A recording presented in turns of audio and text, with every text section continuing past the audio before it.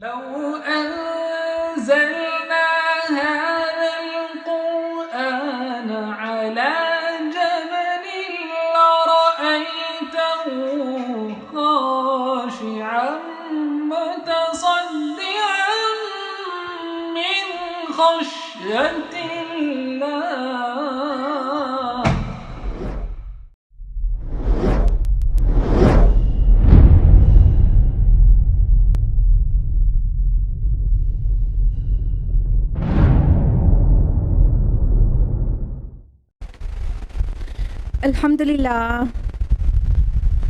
الحمدللہ رب العالمین والصلاة والسلام علی رسولہ الکریم وعلی آلہ واصحابہ اجمعین، اما بعد، واعوذ باللہ من الشیطان الرجیم، بسم اللہ الرحمن الرحیم، وَلَقَدْ يَسَّرْنَا الْقُرْآنَ لِلذِّكْرِ فَهَلْ مِن مُدَّكِرٍ.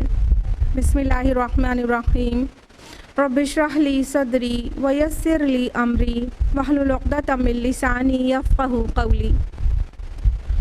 میرے عزیز سامعات، درس قرآن مجید میں آپ سب کا تہہ دل سے خیر مقدم ہے. السلام علیکم ورحمۃ اللہ وبرکاتہ. کیسے آپ سبھی لوگ؟ الحمدللہ. اللہ تعالیٰ کرے کہ آپ بہت اچھے رہیں. اللہ تعالیٰ آپ کو ہدایت اور صراط مستقیم پر رکھے. اللہ پاک آپ کی صحت کی حفاظت کرے، آپ کے ایمان کی حفاظت کرے اور دنیا اور آخرت دونوں میں آپ کو کامیابی عطا کرے. آمین یا رب العالمین. اب جلدی سے بتائیے، درس قرآن میں کون سی سورہ سٹارٹ ہوئی ہے لاسٹ ویک؟ سورہ نور. لاسٹ ویک ہم لوگوں نے سورہ نور سٹارٹ کیا ہے اور آیت نمبر 14 تک مکمل کیا تھا لاسٹ ویک، اور آیت نمبر 15 آنورڈس تفصیل سے آج ہم لوگ جانیں گے. تو جو کانٹیکسٹ چل رہا تھا وہ کیا چل رہا تھا، آپ ہی لوگ بتائیے جلدی سے. بالکل واقعہ افک چل رہا تھا. عائشہ رضی اللہ عنہ پہ بہتان لگایا گیا تھا. اس کے وہ آیات شروع ہو گئی تھی آیت نمبر 11 سے، اور یہ ابھی مڈ میں ہے، وہی واقعہ چل رہا ہے. تو لاسٹ ویک ہم نے بہت زیادہ تفصیل سے بتایا تھا، اس لیے اب ہم اس کا ریوائز نہیں کرا رہے ہیں آپ کو. اور مختصر یہ کہ عائشہ رضی اللہ عنہ رسول اللہ صلی اللہ علیہ وسلم کے ساتھ ایک غزوے میں تھی، جہاں سے وہ چھوٹ گئی تھی، واپسی کے درمیان وہ چھوٹ گئی تھی. اور پھر صفوان بن معطل رضی اللہ عنہ ان کو ایک اونٹ پر لے کر آئے تھے. تو جب قافلے سے آ کر ملے دوپہر کے وقت، تو اس سے پہلے ایک رات گزر گئی تھی. تو عائشہ رضی اللہ عنہ اور صفوان بن معطل رضی اللہ عنہ کے اوپر بہتان لگا دیا گیا. اس کے متعلق اللہ سبحانہ و تعالیٰ نے اس موضوع کو اتنا ڈیٹیل میں ایڈریس کر دیا ہے کہ قیامت تک کے لیے اس طرح کے کیے جانے والے کام کے متعلق رہنمائی ہو گئی، اور مومنین مومنات کو تفصیل سے بتا دیا گیا کہ کسی کے اوپر بہتان لگانا تو بہت دور ہی رہا، تم اپنے دماغ میں بھی تصور نہ کیا کرو جب تک کہ پورے ثبوت سامنے نہ ہو آنکھ کے. ٹھیک ہے؟ اور آنکھ کے سامنے بھی ہو تو کتنے گواہ ضروری ہے کسی کے متعلق ایسی بات کہنے کے لیے؟ 4 گواہ. آپ کے علاوہ 2 گواہ اور ہیں، تب بھی زبان سی کے رکھنا ہے، بولنا نہیں ہے، یہاں تک کہ 4 لوگ ہوں، یعنی بہت عام ہو وہ بے حیائی، تو پھر زبان کھولنا ہے، اس سے پہلے نہیں کھولنا ہے. تو اس کی تفصیلات بہت مائنیوٹ ڈیٹیلز کے ساتھ دے دی گئی ہیں، جو قیامت تک کے لیے رہنمائی کریں گی ایک پاکیزہ معاشرے کی تعمیر میں. کلیئر؟ چلیے آیت نمبر 15 سٹارٹ کرتے ہیں. اعوذ باللہ من الشیطان الرجیم، بسم اللہ الرحمن الرحیم. اذ تلقونہ بألسنتکم، جب تم لے رہے تھے اسے اپنی زبانوں سے، وتقولون بافواہکم ما لیس لکم بہ علم، اور تم اپنے منہوں سے وہ کچھ کہہ رہے تھے جس کے بارے میں تمہیں کوئی علم نہیں تھا. وتحسبونہ ہینا وہو عند اللہ العظیم وَهُوَ عِنْدَ اللَّهِ عَظِيمٌ، اور تم اسے معمولی سمجھ رہے تھے جبکہ اللہ کے نزدیک یہ بہت بڑی بات تھی. اللہ سبحانہ تعالیٰ نے اسی مضمون کو جو پورا اسکینڈل گڑ لیا گیا تھا، اس کو اللہ سبحانہ و تعالیٰ نے کیا فرمایا؟ تم لے رہے تھے اسے اپنی زبانوں میں. اس تلقونہ جو لفظ آیا ہے تلقا، وہ تلقا لفظ کہاں سے ہے؟ لقیہ سے ہے. لقیہ کا معنی ہوتا ہے کسی کا سامنے آنا، کسی چیز کا سامنے آنا، اور تلقا کا معنی ہوتا ہے کسی چیز کا بصیرت سے ادراک کرنا. تو لوگ یعنی کہیں نہ کہیں انوالو ہو گئے تھے، بغیر علم کے اس بات کو کہیں نہ کہیں یقین کرنے چلے تھے اور اپنی زبانوں سے اسے لے رہے تھے. اب ان کی زبانیں اس کی وہ بات بولنے لگی تھی نا. تو جب ایک بار ایسی کوئی بات کسی کے متعلق جو کہ نیگیٹو ہوتی ہے وہ کسی کی زبان پہ آ جاتی ہے تو جیسے جنگل میں آگ پھیلتی ہے اس طرح سے پھیلتی ہے معاشرے میں، جس سے معاشرے کی جو پاکی ہے اس کو بہت بڑا نقصان ہوتا ہے. تو اللہ تعالیٰ نے اتنا ناراض ہو کر اسے ایڈریس کیا ہے کہ تم اپنے منہوں سے وہ کچھ کہہ رہے تھے جس کا تمہیں کوئی علم نہیں. کیوں مینشن کیا گیا منہ سے وہ کچھ کہہ رہے تھے؟ ہر چیز ہی انسان اپنے منہ سے کہتا ہے، اس لیے خاص کر کے بے افواہکم اپنے منہوں سے تم کہہ رہے تھے. اس لیے کہا گیا کہ اصل میں تمہارے پاس کوئی علم نہیں تھا، تمہارے پاس اس کی کوئی بنیاد نہیں تھی، اور نہ ہی تم نے اپنی عقل میں اسے تھوڑی دیر بھی پروسیس کیا تھا کہ ایسا ہو بھی سکتا ہے کہ نہیں ہو سکتا. اگر تم نے اپنی عقل لگائی ہوتی، یا کہتے نا ناپ تول کے بولو، اگر بولنے سے پہلے تھوڑا بھی ناپا تولا ہوتا تو نہیں بولتے. یعنی دماغ اور دل میں یہ بات تم نے ڈالی ہی نہیں تھی، بس منہ سے بول رہے تھے. تو اللہ تعالیٰ نے فرمایا تم منہ سے وہ بات بول رہے تھے جس کا کوئی علم نہیں تھا. یعنی جو عبداللہ بن ابی کی شرارت جو اس نے سٹارٹ کی تھی، سٹارٹ کرنے والا تو نو ڈاؤٹ وہ تھا، لیکن باقی سب انہوں نے بس ایک سے سنا اور آگے فارورڈ کر دیا. کسی ایک نے بھی جو جس گناہ کے بارے میں بات کی جا رہی ہے کرتے ہوئے دیکھا کسی نے؟ تو جب علم تھا ہی نہیں تو کیسے منہ فارورڈ ہوئی بات؟ اللہ تعالیٰ کو یہ بات نہایت نہایت نہایت ناپسند ہے، اور فرمایا کہ تم اسے معمولی سمجھ رہے تھے لیکن اللہ کے نزدیک یہ بہت بڑی بات تھی. انسان بہت چھوٹی بات سمجھتا ہے نا، کہ کوئی بات سنے اور اس کی تحقیق کیے بغیر یقین بھی کر لے اور آگے بھی پہنچا دے، بہت چھوٹی بات سمجھتا ہے نا. اللہ کے نزدیک یہ چھوٹی بات نہیں ہے. پورے معاشرے میں یہ نحوست آج تو اور بڑھ کر ظاہر ہو رہی ہے کہ بہت آسانی سے جو بھی فاسق فاجر انسان کوئی خبر پہنچا دے اس کو یقین بھی کر لیا جاتا ہے اور آگے بھی پہنچا دیا جاتا ہے. اور اگر کسی کے کردار پر کوئی بات ہو تو اور بھی زیادہ انٹرسٹ لے کے ایک انسان 50 کو فارورڈ کرتا ہے. یہ نہایت بری بات ہے اور چھوٹی بات نہیں ہے، اللہ کے نزدیک بہت بڑی بات ہے. کسی کی کردار کشی کیا جا رہا ہے اور اس کو چھوٹی بات سمجھا جا رہا ہے. اور اس کانٹیکسٹ کی بات کریں تو عائشہ رضی اللہ عنہ نبی صلی اللہ علیہ وسلم کی بیوی ہیں، ان کی زوجہ ہیں. تم نبی کو تکلیف پہنچا رہے ہو، کیونکہ جب کسی اپنے کے کردار کے بارے میں کچھ بولا جاتا ہے تو اس کے اپنوں کو بھی تکلیف ہوتی ہے نہیں ہوتی؟ اس انسان کو تو سب سے زیادہ ہوتی ہے، لیکن اس کے سارے چاہنے والوں کو تکلیف ہوتی ہے نہیں ہوتی؟ بہت ہوتی ہے نا. تو کس کو تکلیف پہنچا رہے تھے؟ نبی صلی اللہ علیہ وسلم کو تکلیف پہنچا رہے ہیں، ان کی پاک باز زوجہ کے بارے میں ایسی بات کر رہے ہیں. تم چھوٹی بات سمجھ رہے تھے اس کو، یہ بہت بڑی بات تھی اللہ کے نزدیک.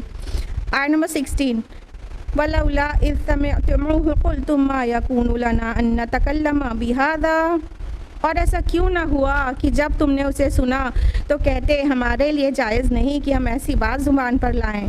سبحانک ھذا بہتان عظیم، کہ آپ کہتے کہ اے اللہ تو پاک ہے، یہ تو ایک بہت بڑا بہتان ہے.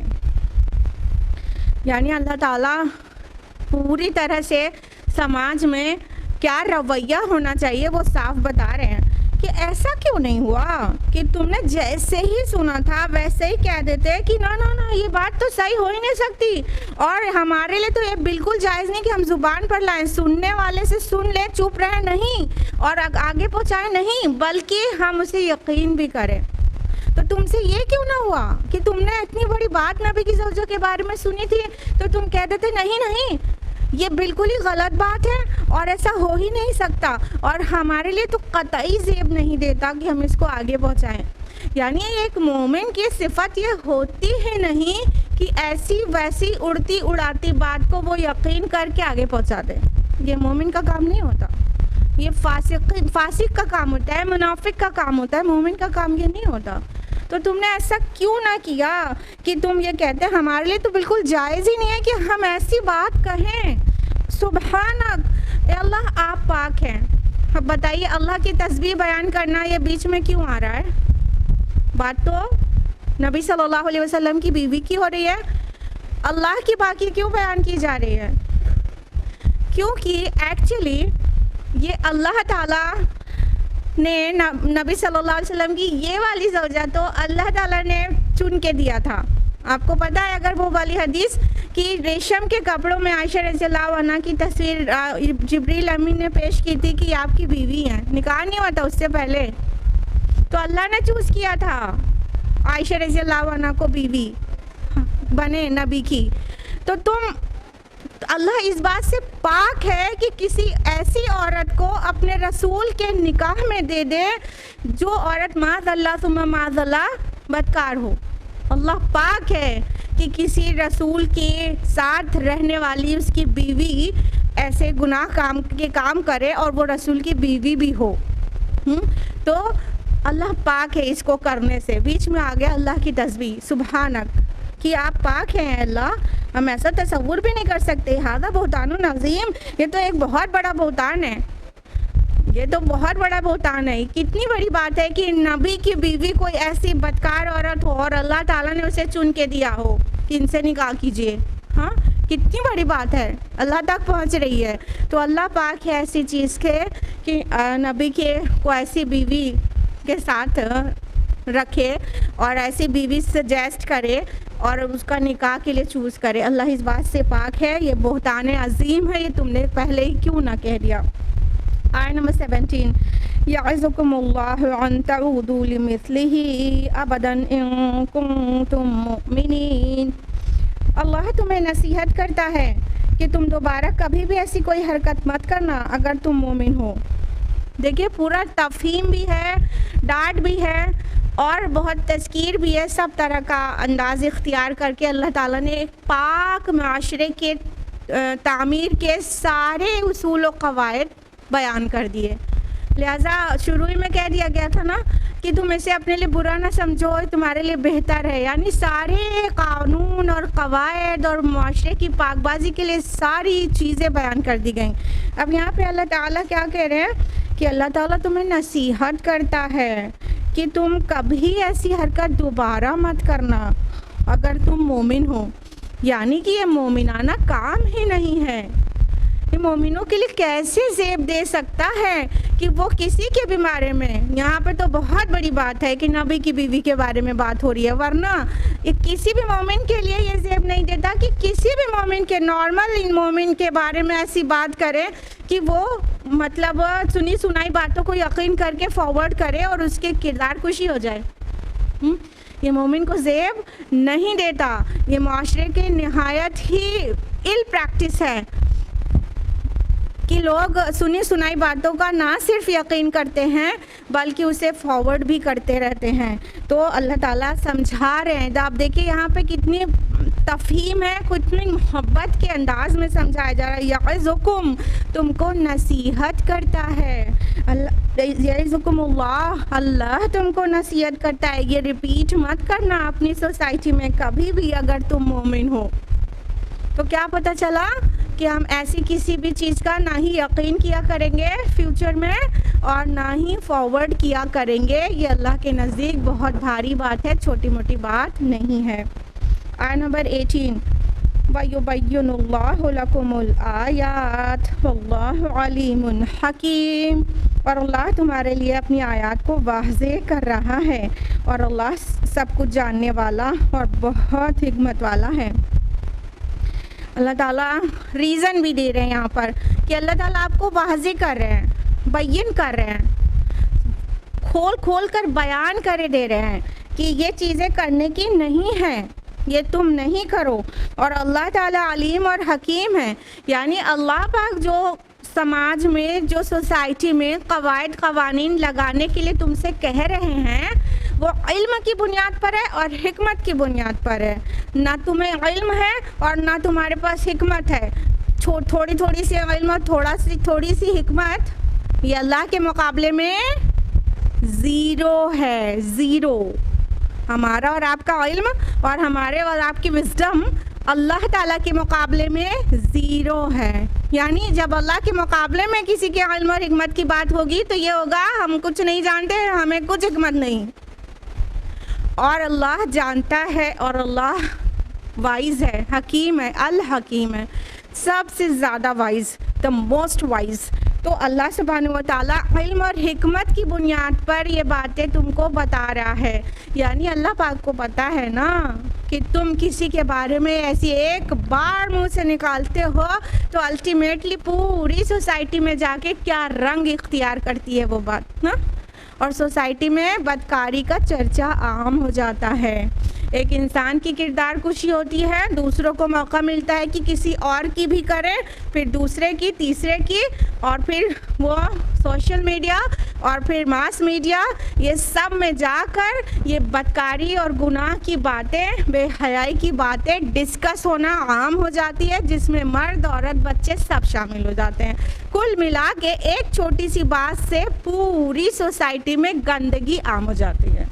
تو اللہ جانتا ہے، تم نہیں جانتے، ایسی اس لیے اللہ تم کو سمجھا رہا ہے، باتوں کو واضح کر رہا ہے تاکہ تم اب کبھی ایسا کوئی کام نہ کرو۔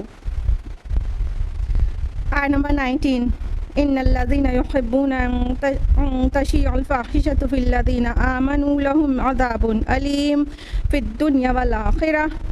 بے شک جو لوگ چاہتے ہیں کہ اہل ایمان میں بے حیائی کا چرچا ہو، ان کے لیے دنیا اور آخرت میں دردناک عذاب ہے۔ واللہ یعلم وانتم لا تعلمون، اور اللہ جانتا ہے اور تم نہیں جانتے۔ اللہ تعالیٰ نے یہاں پر ایک بہت بڑی خبر سنائی ہے کہ جو لوگ یہ چاہتے ہیں کہ مومنوں کے بیچ بے حیائی کا چرچا ہو، فاحشہ کا چرچا ہو، وہ لوگوں کے لیے دنیا اور آخرت دونوں میں دردناک عذاب ہے۔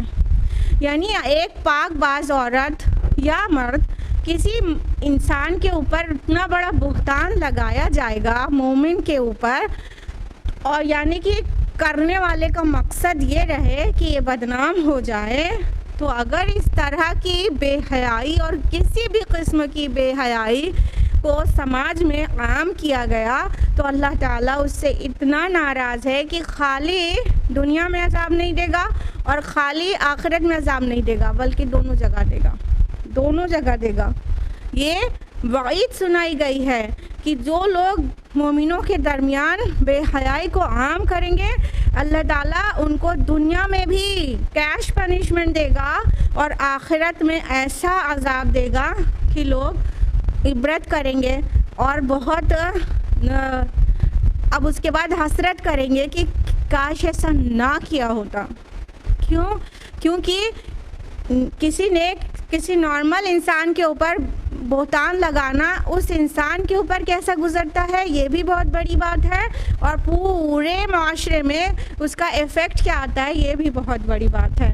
تو اللہ تعالیٰ ایسی سبھی چیزوں کے لیے جو لوگ ایسا چاہتے ہیں مومنوں کے بیچ بے حیائی پھیلانا، تو ان کو ایک جگہ نہیں دو جگہ دنیا اور آخرت دونوں میں عذاب کی وعید سنائی گئی ہے۔ اب دیکھیے یہ سب باتیں کتنی عام ہیں، ذرا غور کریے اپنے اراؤنڈ سوسائٹی میں۔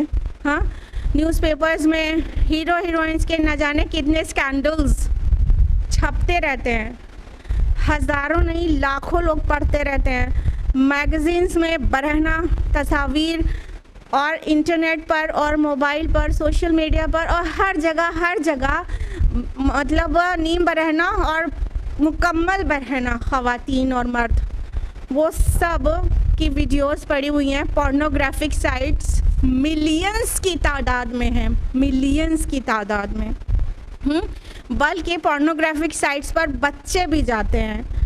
10% پورنوگرافک سائٹس ایسی ہیں، پورنوگرافک سائٹس کے 10% وزیٹرز ایسے ہیں جو 10 ایئرز سے کم کے بچے ہیں۔ بتائیے ایفیکٹ کہاں سے کہاں تک جا رہا ہے۔ تو جو لوگ بے حیائی پھیلانے کا کام کرتے ہیں، جو یہ سائٹ چلا رہے ہیں، جو یہ میگزینز اور پیپر میں بے حیائی چھاپ رہے ہیں، اور جو یہ اپنے موبائل سے بے حیائی والی چیزیں کی تشہیر کر رہے ہیں، وہ فارورڈ کر رہے ہیں، لائک کر رہے ہیں، یہ سب کیا کر رہے ہیں؟ بے حیائی کو اپروو کر رہے ہیں اور آگے پہنچا رہے ہیں۔ تو ایسے سبھی لوگوں کو ڈرنا چاہیے کہ اللہ تعالیٰ صرف آخرت میں نہیں، دنیا میں بھی، اور صرف دنیا میں نہیں آخرت میں بھی دونوں جگہ ڈبل پنشمنٹ دیں گے۔ ایسی ذلت و رسوائی دنیا میں ہوگی کہ وہ سر اٹھا کے جی نہ سکے گا، اور آخرت میں ایسا دردناک عذاب ہوگا کہ وہاں سے نکلنے کا کوئی راستہ نہ ہوگا۔ تو بے حیائی پھیلانے والی ہر چیز سے بچنا چاہیے۔ گھر میں اتنی بڑی ٹیلی ویژن اسکرین آج کل بڑھتی جا رہی ہے، اسکرین کا سائز، اور موبائل تو گھر کے بچوں کو بھی چاہیے اور چاہیے ہی چاہیے، اور وہ کیا کر رہے ہیں ماں باپ کو دیکھنے کی فرصت بھی نہیں ہے کہ وہ کر کیا رہے ہیں۔ تو یہ کیا ہے؟ بہت ساری بے حیائیوں کا پروپیگیشن ہے، اس کی تشہیر ہے۔ تو یہ جو لوگ بھی کرتے ہیں ان کے لیے ڈبل پنشمنٹ ہے، اور اللہ تعالیٰ کہہ رہے اللہ واللہ یعلم وانتم لا تعلمون، اور اللہ جانتا ہے اور تم نہیں جانتے، یعنی تمہارے اس عمل کا جو ایفیکٹ ہوگا وہ کیا ہوگا اللہ جانتا ہے، تم نہیں جانتے نا۔ تم اتنا اوپر سے تھوڑی دیکھ رہے ہو کہ ایک چیز سے کہاں تک بات پہنچ جاتی ہے، ہاں۔ اور اللہ یہ بھی جانتا ہے نا کہ کس کو کیسی پنشمنٹ دینی چاہیے، تو اللہ تعالیٰ دنیا میں بھی اس کے ریلیونس سے پنشمنٹ دے گا اور آخرت میں بھی۔ لہذا ہر طرح سے بے حیائی سے خود بھی بچنا چاہیے، اور ذریعہ تو بالکل ہی نہیں بننا چاہیے کہ ہم آگے پہنچا دیں۔ آیت نمبر 20، وَلَوْلَا فَضْلُ اللَّهِ عَلَيْكُمْ وَرَحْمَتُهُ أَنَّ اللَّهَ رَءُوفٌ رَحِيمٌ، اور اگر اللہ کا فضل اور اس کی رحمت تم پر نہ ہوتی، اور یہ کہ یقیناً اللہ بہت مہربان نہایت رحم کرنے والا ہے۔ اب یہاں پہ کچھ میننگ محذوف ہے۔ اللہ تعالیٰ فرما رہے ہیں کہ اگر اللہ کا فضل اور اس کی رحمت تمہیں نہ ڈھانپے ہوتی، تمہارے اوپر نہ ہوتی، تو جو تم نے طوفان باندھا ہے نا اس کے نتائج بہت دور تک جاتے اور دنیا میں تم بہت ذلت و خواری اٹھا لیتے۔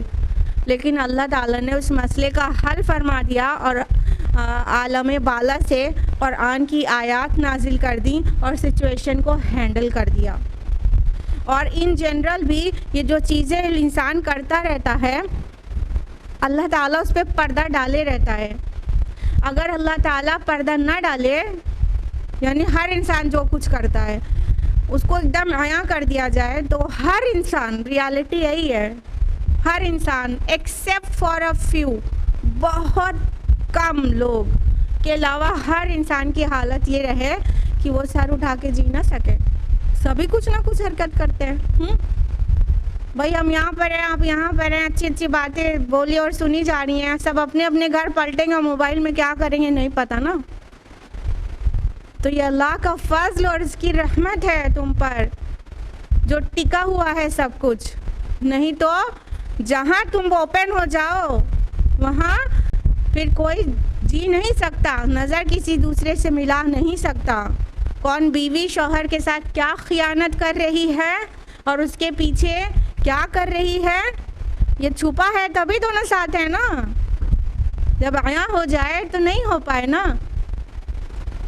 کون بیٹی کیا حرکت کر کے باہر آئی ہے اور بتا رہی کالج گئے تھے، اور کیا حرکتیں کر کے آئی ہے، وہ مما کو پتہ چل جائے تو پھر وہ گھر میں کیوں کر رہنے دے گی، یہ چھپا ہے نا۔ تو اللہ کا بہت بڑا فضل اور اس کی رحمت ہے، نہیں تو یہ جو حرکات انسان کرتا ہے وہ اس کے بدلے میں اس کے اوپر دنیا میں کیش پنشمنٹ انسٹنٹ آ جائے، انسٹنٹ رسوائی ہو جائے، کوئی سر اٹھا کے نہ جی سکے۔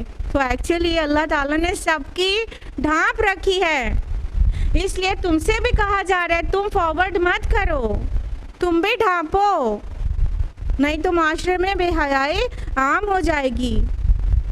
پھر اگر مان لیجئے بیٹی کا 2-4 اسکینڈل کھلنا شروع ہوا گھر میں، اس کے بعد تو ڈھیٹ ہی ہو جائے گی نا، پھر تو وہ علل اعلان کرے گی نا، علل اعلان کرے گی، پھر اس سے نا ماں باپ کا کوئی وہی نہیں رہے، اب تو پتہ چل ہی گیا، اب کر کیا لیں گے، وہ ہمارا جان سے تو ماریں گے نہیں، اتنی ڈھٹائی آ جائے گی، تو کہاں تک اس کے اثرات جائیں گے تمہیں نہیں پتہ۔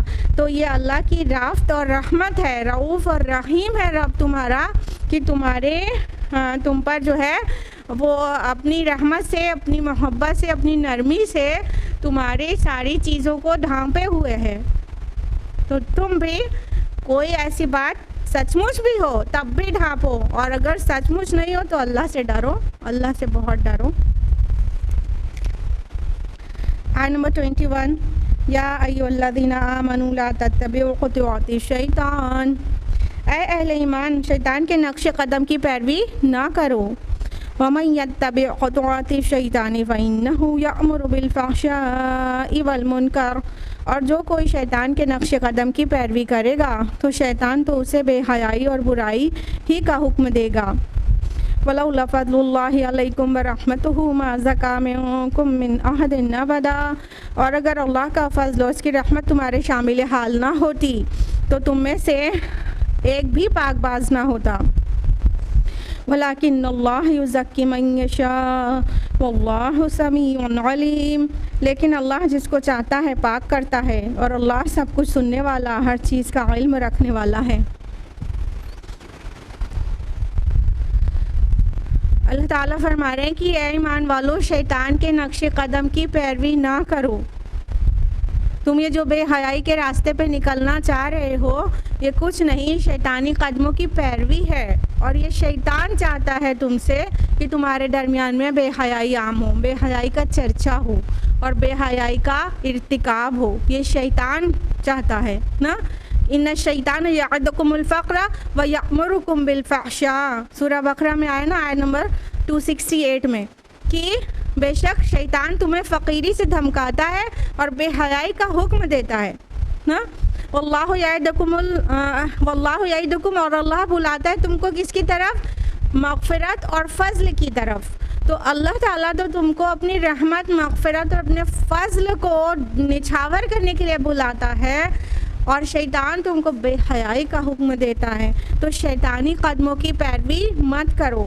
روز آخرت ہم اللہ تعالیٰ کو یہ نہیں بول سکتے جا کے اللہ پاک شیطان دکھتا نہیں تھا نا تو اسی لیے ہم اس پہچان نہیں پاتے تھے تو اس کی بات مان لیتے تھے.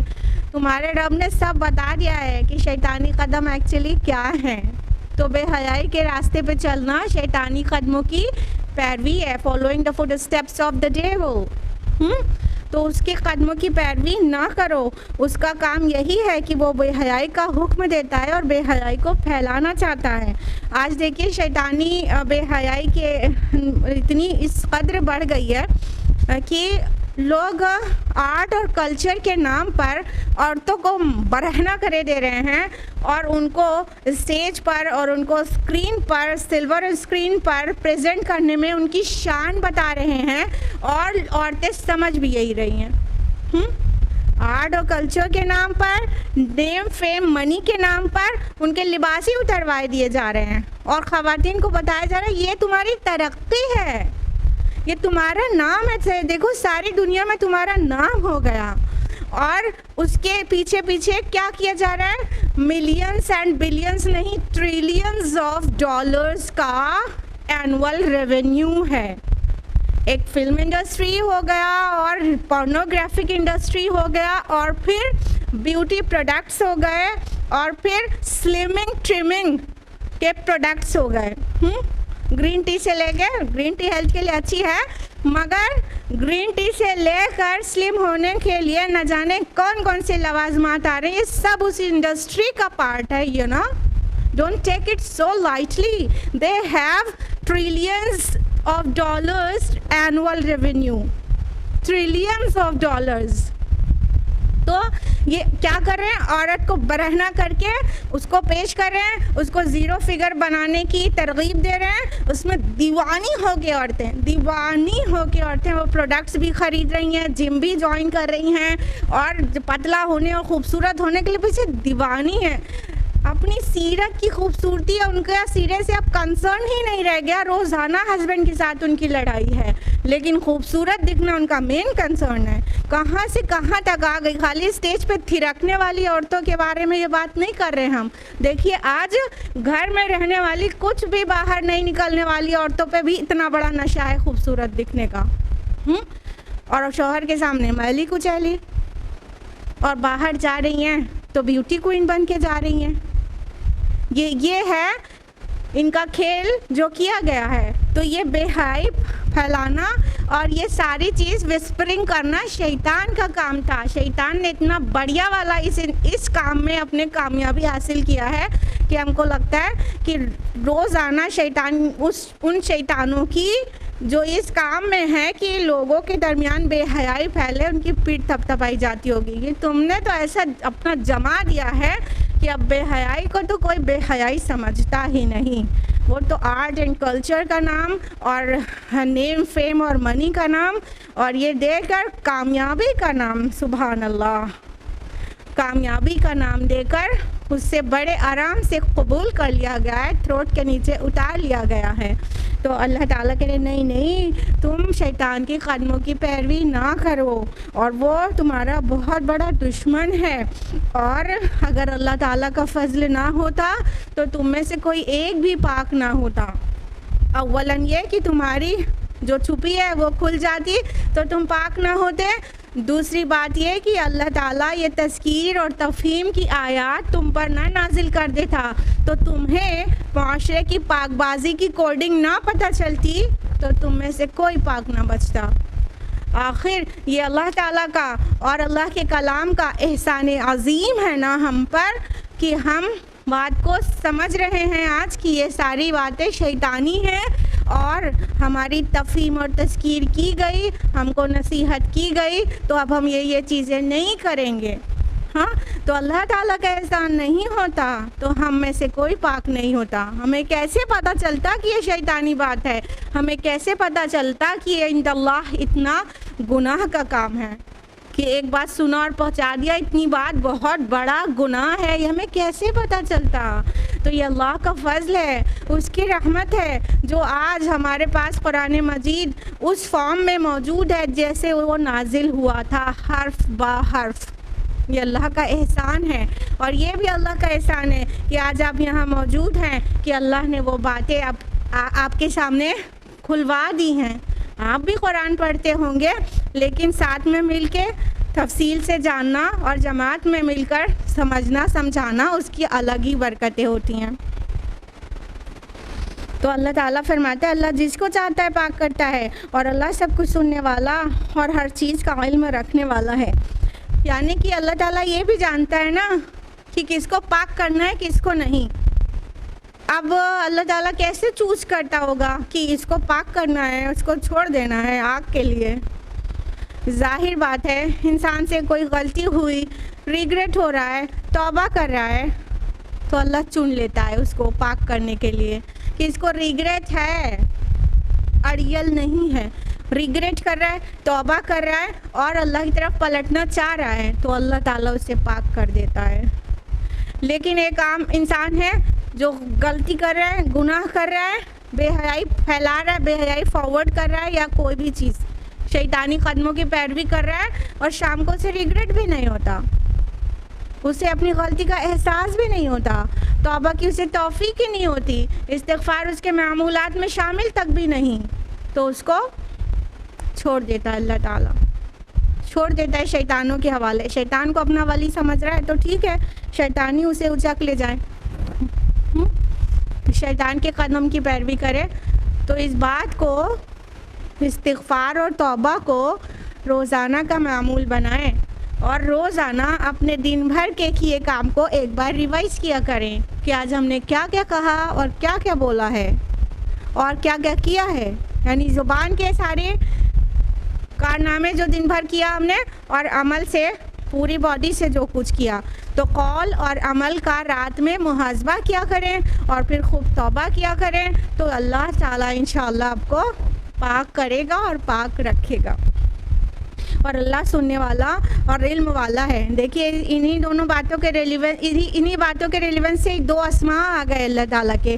اللہ علم رکھ رہا ہے نا، تمہیں ریگریٹ کا دل کے اندر تھا لیکن اللہ کو اس کا علم ہے، تم نے استغفار پڑھا تھا، زبان سے پڑھا تھا تو اللہ نے سنا تھا، تو اللہ سننے والا ہے اور اللہ تعالیٰ علم والا ہے، لہٰذا ان کو ہی پاک کرے گا جو پاک ہونا چاہتے ہیں، جنہوں نے دعا کی تھی، جنہوں نے توبہ کیا تھا، جو شرمندہ ہوئے تھے، ان کی ندامت کے آنسو اللہ نے دیکھے تھے، تو ان لوگوں کو اللہ پاک کر دے گا۔ آیت نمبر 22 وَلَا يَأْتَلِ أُولُو الْفَضْلِ مِنْكُمْ وَالسَّعَةِ، اور قسم نہ کھا لیں تم میں سے فضیلت اور کشادگی والے لوگ، أَن يُؤْتُوا أُولِي الْقُرْبَى وَالْمَسَاكِينَ وَالْمُهَاجِرِينَ فِي سَبِيلِ اللَّهِ، اس پر کہ وہ دیں قرابت داروں کو، مساکین کو اور مہاجرین کو اللہ کی راہ میں، ولیعفو ولیصفحوا، اور انہیں چاہیے کہ وہ معاف کریں اور وہ درگزر کریں۔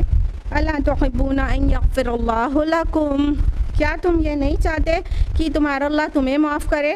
واللہ غفور الرحیم، اور اللہ بہت بخشنے والا اور نہایت مہربان ہے۔ اب آیت نمبر 22 میں سنیے اللہ تعالیٰ نے کیا فرمایا، وَلَا يَأْتَلِ أُولُو الْفَضْلِ مِنْكُمْ وَالسَّعَةِ۔ اللہ تعالیٰ فرما رہے ہیں کہ تمہیں اور قسم نہ کھا لیں وہ لوگ جو فضیلت اور کشادگی والے ہیں۔ یا تلی آیا ہے، یا تلی الف لام واو سے ہے البن، جس کا معنی ہوتا ہے کمی کرنا، اور یہ قسم کھانے کے معنی میں بھی آتا ہے قرآن حکیم میں۔ تو علیون کا مطلب ہوتا ہے حمزہ سے علیون، علیون کا مطلب ہوتا ہے بہت زیادہ قسمیں کھانے والا۔ تو اللہ تعالیٰ فرما رہے ہیں کہ تم میں سے اللہ تعالیٰ نے جن کو فضل سے نوازا ہے اور وسعت سے نوازا ہے، انہیں یہ نہیں چاہیے کہ وہ کسی بھی فقراء اور مساکین کو نہ دینے کی قسم اٹھا لیں۔ اس کے پیچھے کی پوری سٹوری پتہ ہے نا آپ کو؟ کتنے لوگوں کو پتہ ہے؟ Raise your hands. اچھا، کچھ لوگوں کو پتہ ہے، بہت لوگوں کو نہیں پتہ۔ یہ اسی کانٹیکسٹ میں بات ہو رہی ہے کہ جب عائشہ رضی اللہ عنہا پہ بہتان لگایا گیا تھا تو وہ باتیں وسپر ہو رہی تھی اور ایک سے دوسرے تک پہنچ رہی تھی۔ درمیان میں مصطح بن اساسہ جو کہ ابو بکر رضی اللہ عنہ کے بہت قریبی رشتہ دار تھے اور بہت نادار اور بہت غریب تھے، تو ابو بکر رضی اللہ عنہ مصطح اور ان کے فیملی کی کفالت کرتے تھے۔ مصطح کا نام لاسٹ ویک ہم نے آپ کے سامنے لیا تھا نا۔ تو مصطح بن اساسہ سے بھی یہ غلطی ہو گئی تھی، حالانکہ وہ مہاجر صحابی ہیں، انہوں نے ہجرت کر کے مدینہ آئے تھے، کئی ساری خوبیاں ہیں، لیکن یہ غلطی ہو گئی تھی ان سے کہ انہوں نے بھی اس میں شامل ہو گئے تھے، ٹھیک ہے، یعنی یقین کرنا اور آگے پہنچا دینا، یہ غلطی ہو گئی تھی مصطح سے۔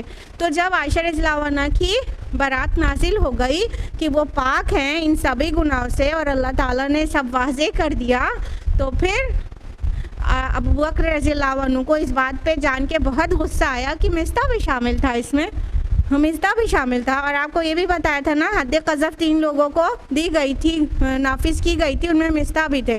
تو ابو بکر رضی اللہ عنہ کو بہت غصہ آیا۔ یہ ایک بہت فطری بات تھی۔ سوچئے ذرا کہ اگر آپ میں سے بھی کسی کے ساتھ ایسا ہو تو وہ یہی کرے گا، پکا ہی یہی کرے گا کہ کوئی کی فیملی پوری کی پوری مطلب ہمارے مال اور اسباب اور ہیلپ کی مرہون منت ہے، جب ہمارے یہاں سے دیا جاتا ہے تو ان کا کھانا خرچہ چلتا ہے، اور پھر وہ ہماری بیٹی پر الزام لگا دے تو کتنا بڑا والا غصہ آئے گا نا، آئے گا کہ نہیں؟ بہت فطری نارمل بات ہے نا، نیچرل بات ہے بالکل۔ ابو بکر رضی اللہ عنہ کو بہت برا لگا کہ مطلب ہم لوگ تو مصطح کی کفالت کرتے ہیں اور مصطح میری بیٹی کے اوپر جو چیزیں کہی گئی اس میں شامل ہو گئے۔ تو ابو بکر رضی اللہ عنہ نے قسم کھا لیا کہ اب مصطح کی کفالت نہیں کریں گے، اب اس کے ہیلپ نہیں کیا کریں گے۔ تو اللہ تعالیٰ کی ذات ایسی رحیم اور ایسی کریم ہے، اور اس کے اصول اور ضوابط اور اس کے اخلاقی قواعد ایسے بلند اور عالی شان ہیں کہ اللہ تعالیٰ کو یہ بات اچھی نہیں لگی۔ اللہ تعالیٰ نے تفہیم اور تذکیر کر دی، اللہ تعالیٰ نے نصیحت کر دی کہ تم میں سے جن لوگوں کو یہ اللہ نے وسعت دے رکھی ہے، اب وسعت دونوں میں ہے، ٹھیک ہے، فضل و وسعت دونوں ورڈ آیا ہے۔ فضل اللہ تعالیٰ کا، تمہارا ایمان بھی اللہ ہی کا فضل ہے، ہاں، اور تمہارے پاس جو مال ہے، جو وسعت ہے مال میں، وہ بھی اللہ ہی کا فضل ہے نا۔ تو یہ جو فضل اور وسعت دے رکھی ہے، تمہاری ایمانی قوت اور تمہارے مال میں وسعت، یہ دونوں چیز، ان کو یہ نہیں چاہیے کہ قسم کھا لیں کہ فقراء اور مساکین کو اور مہاجرین فی سبیل اللہ کو نہیں دیں گے، تمہیں یہ نہیں چاہیے کہ تم یہ کرو۔ یہ ایک اخلاقی بات تھی، حکم نہیں آیا تھا کہ اب بھی قسم توڑو اور ابھی دینا شروع کرو، اخلاق سکھایا گیا، اخلاق، ایسا بلند اخلاق کہ نہیں، تمہارے یہ شایان شان نہیں ہے، تم اتنے ہائی ایمان کے انسان ہو ابو بکر، رضی اللہ عنہ، اور ان کی وساطت سے ہم سب تک یہ بات پہنچی نا کہ ہمارے یہ شایان شان مومن کے شایان شان نہیں ہے کہ غصے میں ذاتی وجہ سے کسی کی ہیلپ کرتے ہو تو ہیلپ کو روک دو. یہ ہے اسلام کہ تمہارا کتنا بڑا نقصان ہوا، تمہیں اللہ تعالیٰ کے لیے کرتے تھے نا تو پھر کرتے رہو. تو اللہ تعالیٰ نے یہ آیت نازل کر دی ابو بکر رضی اللہ عنہ کی قسم کھا لینے پر. ٹھیک ہے، کیا سجیشن دیا گیا؟ وَلْيَعْفُوا وَلْيَصْفَحُوا، اور انہیں چاہیے کہ وہ معاف کرے اور درگزر کریں. أَلَا تُحِبُّونَ أَن يَغْفِرَ اللَّهُ لَكُمْ، کیا تم یہ نہیں چاہتے کہ تمہارا اللہ تمہارے گناہ معاف کر دے؟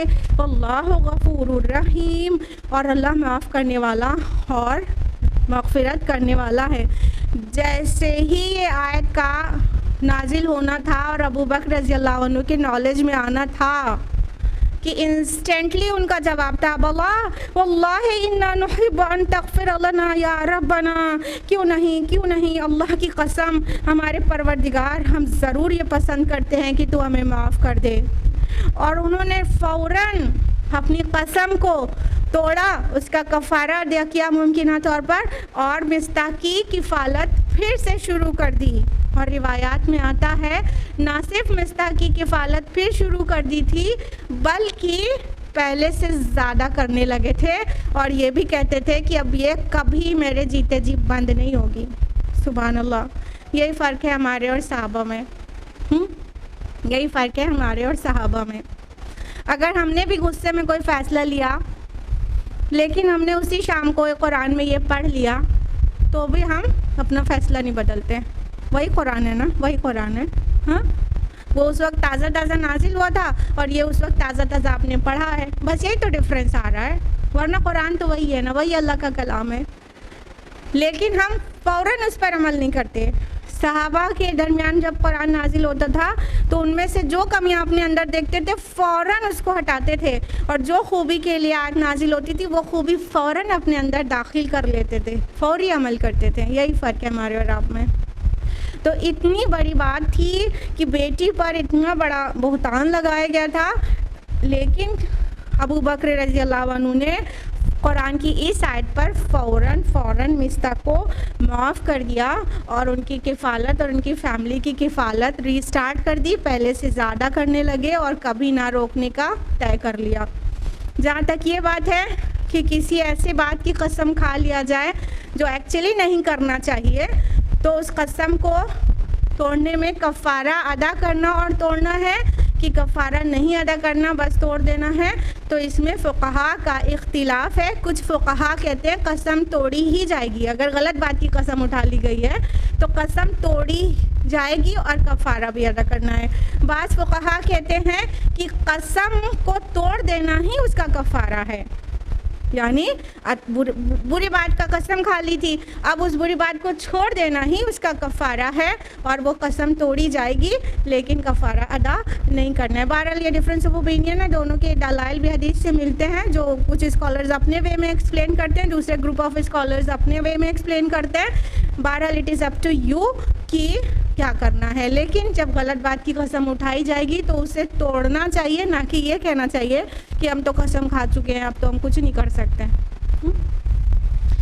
نمبر 23 ان الذين يرمون المحصنات الغافلات المؤمنات لعنوا في الدنيا والآخرة ولهم عذاب عظيم. یقیناً وہ لوگ جو تہمت لگاتے ہیں پاک دامن بے خبر مومنات پر، ان پر پھٹکار ہے دنیا میں بھی اور آخرت میں بھی، اور ان کے لیے بہت بڑا عذاب ہے.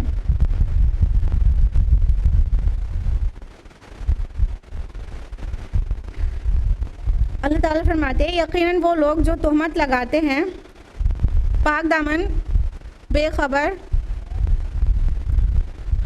خبر مومنات پر، ان پر پھٹکار ہے دنیا اور آخرت میں، اور یقیناً ان کے لیے بہت بڑا عذاب ہے.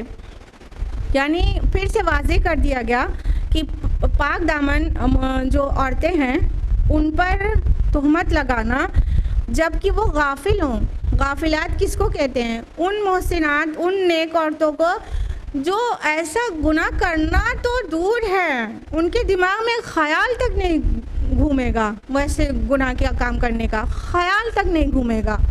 اور کسی سے وہ ایکسپیکٹ تک نہیں کریں گے کہ وہ ان کے اوپر اتنا بڑا بہتان لگا دے گا. غافلات اس وے میں کہا گیا کہ غافلات تو بالکل بے خبر ہیں، معصوم ہیں، اور ان پر جو لوگ ایسے بے خبر نیک عورتوں پر، مومن عورتوں پر ایسی بات کرتے ہیں تو ان کے لیے کیا ہے؟ لعنوا فی الدنیا والآخرہ، ان پر لعنت ہے، اور دنیا میں بھی اور آخرت میں بھی. اللہ تعالیٰ اتنا غضبناک ہے. دیکھیے کلام کی پہچان کریے، کہیں پہ اتنی محبت سے سمجھایا جا رہا ہے، کہیں پہ ایک دم ناراض ہو کے کہا جا رہا ہے. وہ دنیا اور آخرت میں لعنت کے مستحق ہیں اور ان کے لیے بہت بہت بڑا عذاب ہے. نیک عورتوں کے اوپر بہتان لگانا اللہ کے نزدیک بہت بڑی بات ہے اور انسان اس کا بہت بڑا خسارہ اٹھائے گا. طبرانی کی حدیث ہے، اللہ کے رسول صلی اللہ علیہ وسلم فرماتے ہیں، راوی حذیفہ رضی اللہ عنہ، اللہ کے رسول صلی اللہ علیہ وسلم فرماتے ہیں کہ ایک پاک دامن عورت پر تہمت لگانا 100 برس کے اعمال غارت کر دینے کے لیے کافی ہے. 100 برس کسی کو عمر ملی ہو، اس میں نیک اعمال بھرے پڑے ہوں، اور پھر وہ ایک کسی پاک دامن مومنہ پر بہتان لگا دے تو 100 سال کے اعمال غارت ہو جائیں.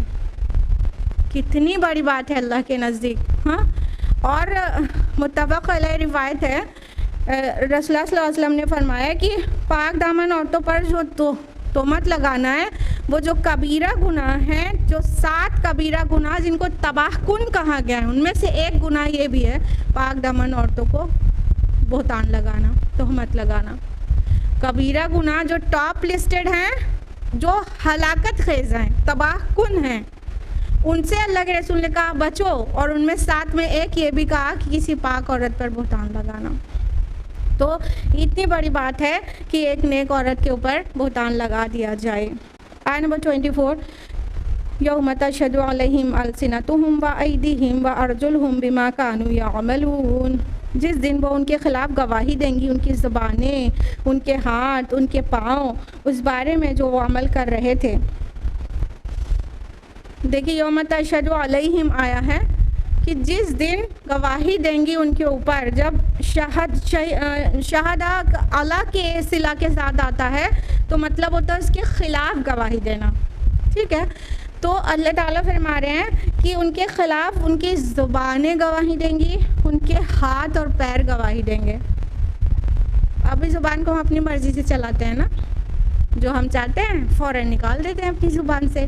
پوری طرح سے زبان ہمارے کنٹرول میں ہے اور ہم اس کو اپنی زبان سمجھتے ہیں اور اپنی مرضی سے چلاتے ہیں. اور یہ ہاتھ کس کا ہے؟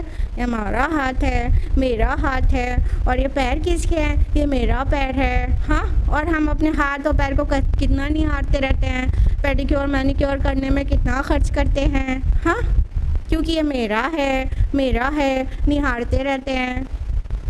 یہ میرا ہاتھ، میری زبان، میرا پیر ہمارے خلاف گواہی دے سکتا ہے. اور جب کوئی اپنے خلاف گواہی دیتا ہے تو کتنا غصہ آتا ہے. اگر ہسبینڈ جو ہے ساس کے سامنے ہمارے کوئی خلاف بات کر دیتا ہے تو ہم ایک دم سلگ نہیں جاتے ہیں کہ آپ کو کہنا تھا کہ اکیلے میں مجھ سے کہتے، آپ نے میرے خلاف سامنے سے ساس کے سامنے کہہ دیا. یعنی کہ یہ بات ہمیں بری لگتی ہے نا، کوئی اپنا ہمارے خلاف گواہی دے دے. تو یہ جتنا اپنے ہاتھ کا ہم کیئر کرتے ہیں نا، اپنے چہرے کا اتنا کیئر کرتے ہیں نا، اسکن کا، کیونکہ یہ میرا ہے. سارا کیئر اسی لیے ہوتا ہے نا، یہ میرا ہے. اپنی چیز سے بہت محبت ہوتی ہے. یہ میرا کچھ نہیں ہے، یہ اللہ تعالیٰ کا ہے. یہ اللہ تعالیٰ کا ہے. ابھی ہمیں دنیا میں اللہ تعالیٰ نے آزادی دی ہے کہ اس کو ہم اپنی طرح سے استعمال کر سکیں، اور ہم کرتے ہیں. اور پوری آزادی ہے کہ یہ ہاتھ تبھی اٹھے گا جب ہم چاہیں گے. یہ زبان تبھی چلے گی جب ہم چاہیں گے. تو اللہ تعالیٰ نے اختیار دیا ہوا ہے، بس میرا نہیں ہے. یہ میرا کچھ نہیں ہے. یہ جب اختیار والی مہلت ختم ہو جائے گی نا، تو یہ ہمارے خلاف گواہی دینے والے بن جائیں گے، ہمارے اعضاء. اور اس وقت ہم دانتوں کو انگلی چبائیں گے کہ تم میرے ہاتھ، تم میرے خلاف گواہی دے رہے ہو، تم میرے خلاف گواہی دے رہے ہو. یہ دے گا. کون سی چیز کو آپ روکیں گے کہ اللہ تعالیٰ جس سے گواہی لے گا؟ آپ کی زبان، آپ کا ہاتھ، آپ کا پیر کچھ آپ کا نہیں ہوگا، آپ کے خلاف گواہی دے دے گا. یعنی یہ زبان جو چلایا ہوگا نا فحاشت کے کو پروپیگیٹ کرنے کے لیے، یہ زبان بتائے گی وہ اللہ کی ہو چکی ہے، ابھی بھی اللہ ہی کی ہے، ابھی ہمارے ایک ہمارے اختیار میں ہے. اس وقت صرف اللہ کی ہو چکی ہوگی، اور کہے گی اللہ پاک اس نے مجھے چلایا تھا اس کو اور اس کو بدنام کرنے کے لیے، اس نے مجھے چلایا تھا. ہاتھ گواہی دے گا کہ اس نے اس سے ظلم کیا تھا، پیر گواہی دے گا یہ گناہ کے کام کی طرف مجھے چلا کے لے گئی تھی، یہ اس نے کیا تھا. جب اپنے اعضائے جسم ہمارے خلاف گواہی دے دیں گے تو ہمارے پاس کوئی بھی دلیل اور ثبوت بچے گا کہ ہم نے نہیں کیا. جس سے ہم نے کرایا وہ گواہی دے دے گا کہ تو نے ہم سے یہ کام کرایا، ہم نہیں چاہتے تھے ایسا کرے، تیرا حکم تھا تو ہم نے کیا. تو یہ ذرا تصور کیجئے وہ دن جب اعضائے جسم ہمارے خلاف گواہی دے دیں گے. تو اس دن کی تیاری میں ہم اللہ کے دیے ہوئے پورے وجود کو اللہ تعالیٰ کے فرما برداری والے کام میں لگائیں. جن چیزوں سے ہمارے رب نے روک دیا ہے ان چیزوں میں استعمال نہیں کریں. آیت نمبر 25 یومئذ یوفیہم اللہ دینہم الحق، جس دن اللہ ان لوگوں کو پورا دے گا ان کا واقعی بدلہ. وَيَعْلَمُونَ أَنَّ اللَّهَ هُوَ الْحَقُّ الْمُبِينُ، اور وہ جان لیں گے اللہ ہی حق ہے کھول کر بیان کرنے والا. یعنی جو بدلے کا دن ہوگا، یومئذ یوفیہم اللہ دینہم الحق، جس دن ان کا پورا بدلہ دیا جائے گا. دین یہاں بدلے کے معنی میں ہے. مالک یوم الدین پڑھتے نا روز بدلے کا دن کا مالک، یہاں پہ بھی دین بدلے کے معنی میں ہے. تو اللہ تعالیٰ کہہ رہے ہیں کہ وہ دن آخرت کا دن، اس دن ان کو ان کا پورا بدلہ دے دیا جائے گا، اور یہ جان لیں گے کہ اللہ ہی حق ہے اور کھول کر بیان کر دینے والا.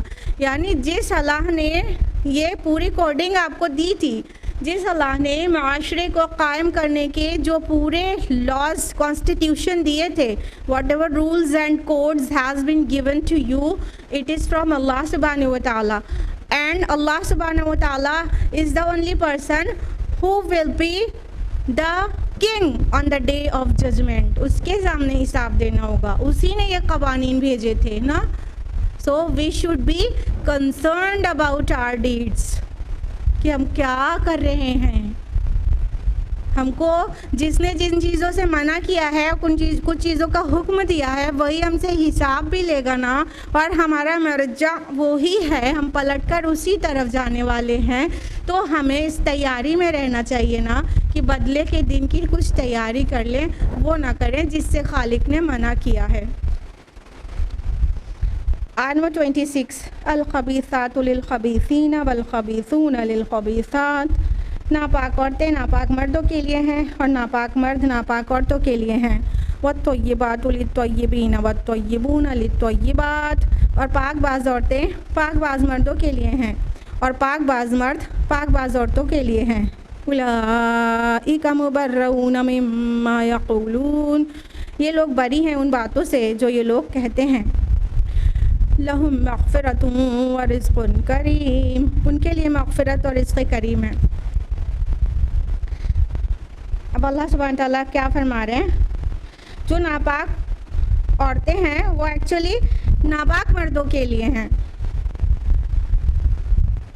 پیچھے بھی آیت گزر چکی نا کہ نکاح کے تعلق سے، پچھلے ہفتے آپ کو بتایا تھا ازانیہ تو کہ زانی مرد زانی اور عورتوں کے لیے ہیں اور مشرکوں کے لیے ہیں، اور پاک باز مرد کا نکاح پاک باز سے ہو نا. تو یہاں پہ بھی واضح کیا جا رہا ہے کہ جو خبیث مرد ہیں، ناپاک، گندے، خبث گندی چیز کو کہتے ہیں نا خباثت، تو جو ناپاک عورتیں ہیں وہ تو ایکچولی ناپاک مردوں کے لیے ہیں. مطلب کیا ہے؟ ان کا تال میل آپس میں ناپاکوں کا ناپاک کے ساتھ رہتا ہے.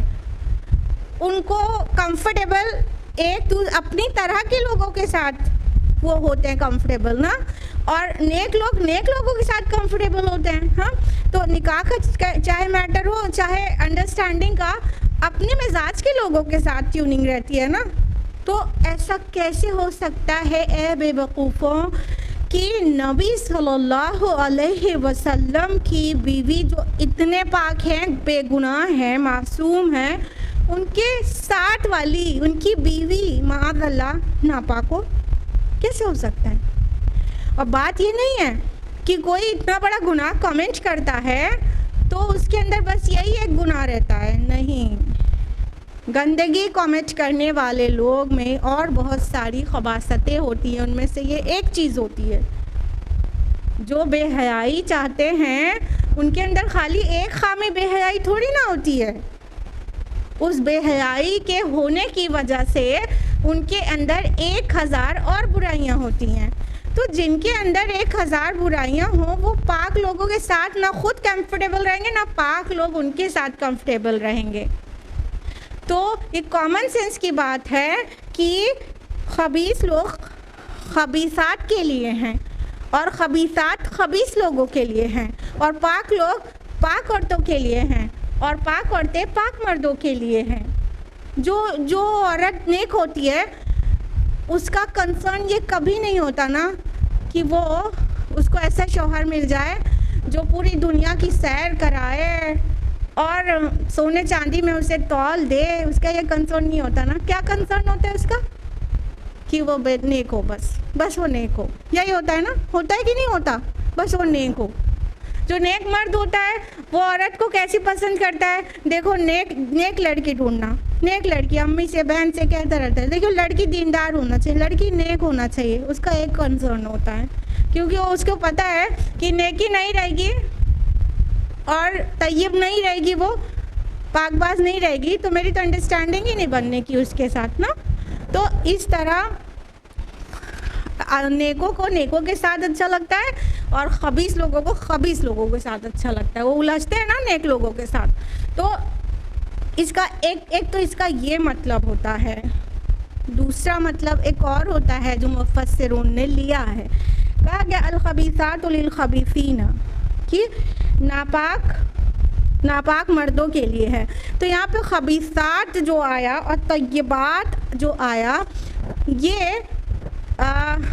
بری باتوں کے لیے بھی آیا، کہ بری باتیں برے مردوں کو زیب دیتی ہیں، اچھی باتیں طیبات اچھی باتیں اچھے مردوں کو زیب دیتی ہیں۔ تو اس معنی میں بھی لے سکتے ہیں کہ تم نیک ہو، تم مومن ہو، تم مسلمان ہو، تم خبیث باتیں کیسے کر سکتے ہو؟ تم پر تو صرف طیبات اچھی باتیں زیب دیتی ہیں، تو تم اچھی باتیں کیا کرو، کیونکہ گندی باتیں تو گندے لوگ کرتے ہیں، تو تم گندی باتیں کیسے کر سکتے ہو؟ تو اپنے ریلیونس سے، اپنے مقام عالی کے حساب سے باتیں بھی کیا کرو۔ فرمایا کہ اللہ تعالیٰ ان کے لیے مغفرت اور رزق کریم رکھا ہے نا، جو نیک لوگ ہیں تو پاک لوگ ہیں، طیب اور طیبات ہیں، ان کے لیے تو اللہ تعالیٰ کی رحمتیں، مغفرتیں اور رزق کریم ہیں۔ تو تم جیسے کہ اللہ تعالیٰ نے تم سے شرک و گناہ کی غلاظت کو دور کر دیا اور تم کو پاک کر دیا، تو اب تم بھی اس بات کا خیال رکھو کہ اللہ تعالیٰ کے حضور پاک کھڑے ہو، تاکہ تم وہ رزق کریم کے مستحق بن سکو جو اللہ تعالیٰ نے رکھا ہے، اور اللہ تمہارے گناہوں کو معاف کرے اور تم کو اعلیٰ درجات نصیب کرے۔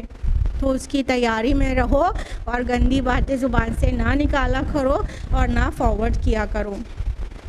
یہ پوری باتیں جاننے کے بعد کیا محسوس ہو رہا ہے عائشہ رضی اللہ عنہا کے بارے میں؟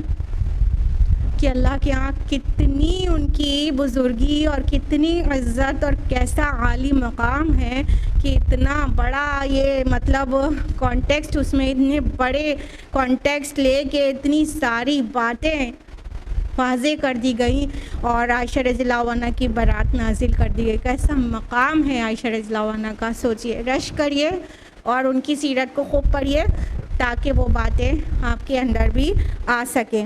اور مطلب ہم لوگ تو مسلمان ہیں، بہت انٹرسٹنگ بات یہ ہے کہ سر ولیم میور ہے جو کہ مخالف اسلام میں سے ہے، کوئی وہ نہیں ہے اسلام کے، کوئی ہمدرد نہیں ہے، تعریف کرنے والے نہیں ہیں، مخالف ہیں۔